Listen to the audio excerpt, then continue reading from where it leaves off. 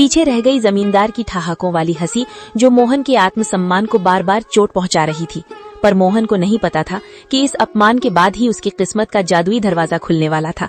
जमींदार ने मोहन को धक्के देकर निकाल दिया था। मोहन हताश होकर लौट रहा था, तभी झाड़ियों से कराहने की आवाज आई। अरे ये नन्ही से चिड़िया, इसके पंख तो खून से सने हैं। कितना तड़प रही है ये। लगता है किसी बेरहम शिकारी का तीर इसकी रूह को छूकर गुजरा है। मोहन चिड़िया को हथेली पर उठाता है। चिड़िया कांप रही है। छोटी सी जान, तू क्यों रोती है? तेरा तो कोई घर भी नहीं जिसे जमींदार छीन ले। देख, मेरे पास तुझे खिलाने के लिए दाना तो नहीं है, पर ये पानी की आखिरी बूंदे तेरे नाम। मेरी प्यास से बड़ी तेरी जिंदगी है। मेरी धोती का ये टुकड़ा शायद तेरे घाव ना भर पाए, पर तेरी तड़प को थोड़ा आराम तो दे सकता है। मोहन अपनी फटी कमीज का कोना फाड़ता है और बड़ी कोमलता से चिड़िया की पट्टी करता है। अचानक एक तेज रोशनी होती है और चिड़िया एक दिव्य परी में बदल जाती है। मोहन, मैंने आज तक महलों में सोने के थाल में 56 भोग खाते हुए लोग देखे हैं, पर तुम्हारे जैसा अमीर दिल नहीं देखा। जिसके पास खुद के खाने को निवाला नहीं, वो अपनी फटी कमीज फाड़कर एक पक्षी का घाव भर रहा है। तुम्हारी इस निस्वार्थ करुणा ने मुझे विवश कर दिया कि मैं तुम्हारी मदद करूं। आप कौन हैं देवी? मैं तो बस एक साधारण इंसान हूँ। मैं तुम्हारी परीक्षा थी मोहन। ये लो, ये आलू और मटर के बीज साधारण नहीं है। इन्हें उस जमीन पर बोना जहाँ तुमने अपनी गरीबी के सबसे ज्यादा आंसू बहाए हैं। ये फसल तुम्हारी तकदीर बदल देगी, लेकिन याद रखना, ये जादू तभी तक रहेगा जब तक तुम्हारे दिल में दूसरों के लिए दर्द रहेगा। जिस दिन अहंकार आया, ये फसल पत्थर बन जाएगी।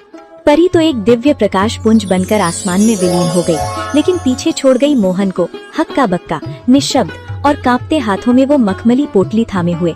मोहन अपनी जगह से हिल भी नहीं पा रहा था। उसे लग रहा था कि शायद भूख के मारे उसका सर चकरा रहा है और ये सब उसकी कल्पना है। वो बार बार अपनी आंखों को मलता और फिर उस सुनहरी पोटली को देखता। नहीं, ये सच नहीं हो सकता। मोहन, तू पागल हो गया है। भूख और धूप ने तेरे दिमाग पर असर कर दिया है। भला एक मामूली चिड़िया परी कैसे बन सकती है? और ये बीज, ये मखमली कपड़ा, क्या सच में इसमें मेरी किस्मत बंद है, या ये मेरी आखिरी उम्मीद का कोई क्रूर मजाक है? अगर मैंने ये बात घर पर बताई तो बिमला हंसेगी। माँ कहेगी कि बेटा होश खो बैठा है। पर ये पोटली, इसका स्पर्श कितना कोमल है, जैसे किसी ने रूह को सहला दिया हो। वो पगडंडी पर चलते हुए बार बार पीछे मुड़कर देखता, जैसे उसे उम्मीद हो कि वो चिड़िया फिर से कहीं चहकती हुई मिल जाएगी। उसके मन में डर और उम्मीद की एक जंग चल रही थी। पैर थक कर भारी हो रहे थे, पर दिल की धड़कनें किसी अनहोनी की आहट से तेज थीं।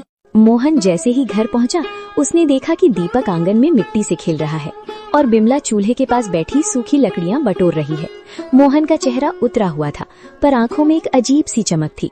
मोहन, आ गए तुम? क्या हुआ? जमींदार ने कुछ दिया? तुम्हारे हाथ खाली क्यों हैं? और तुम ऐसे कांप क्यों रहे हो, जैसे कोई डरावना सपना देख लिया हो? बिमला, माँ, जल्दी इधर आओ। आज जो हुआ, अगर मैं अपनी आंखों से न देखता तो कभी यकीन न करता। मैं पागल नहीं हुआ हूँ, पर आज कुदरत ने मुझसे बात की है। क्या हुआ बेटा? तू इतना घबराया हुआ क्यों है? शांत हो जा, पहले पानी पी। माँ, आज रास्ते में मैंने एक घायल चिड़िया की जान बचाई। उसे पानी पिलाया, अपनी कमीज फाड़कर उसकी पट्टी की, और फिर पलक झपकते ही वो चिड़िया एक नुमानी परी में बदल गई। उसने कहा कि वो मेरी परीक्षा ले रही थी। उसने मुझे ये बीज दिए हैं माँ। उसने कहा कि ये जादुई आलू और मटर हैं। अगर इन्हें सच्चे मन से बोया जाए तो ये हमारी तकदीर बदल देंगे। बिमला हैरानी और अविश्वास से, परी?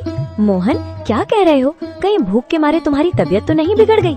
इस जमाने में परियां कहाँ आती हैं? हमें मेहनत से रोटी नहीं मिल रही और तुम करिश्मे की बात कर रहे हो?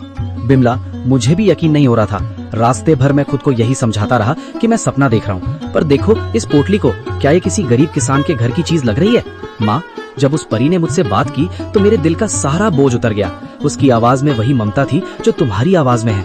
उसने कहा, जब तक मन साफ रहेगा ये फसल सोना उगलती रहेगी।